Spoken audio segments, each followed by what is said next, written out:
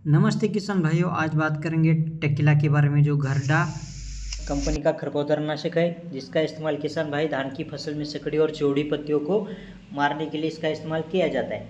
बात करेंगे टेक्निकल क्या है, कैसे काम करता है, डोज कितना है, कीमत कितनी है और छिड़काव करते समय कौन कौन सी सावधानियां रखना बहुत ज़रूरी है।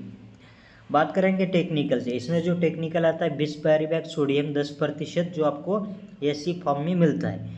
इसका काम करने का तरीका है सिस्टमेटिक तरह से काम करता है, यानी कि छिड़काव के बाद पत्तियों की घास की पत्तियों द्वारा अवशोषित होकर घास की जड़ तक जाता है और घास को जड़ से मारने का काम करता है।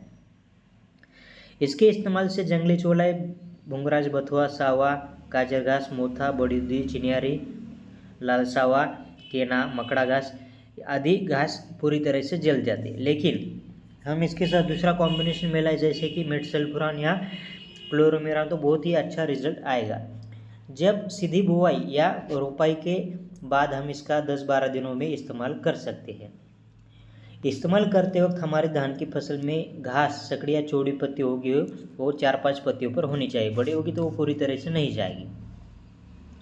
ये धान की फसल के लिए ही सिर्फ है, धान की फसल के लिए पूरी तरह से सुरक्षित है, या पीलापन ऐसा कुछ देखने को नहीं मिलता। छिड़काव के बाद पूरी घास 2 दिन में पीली पड़ जाएगी और 10वें दिन वो पूरी जड़ से मर जाएगी।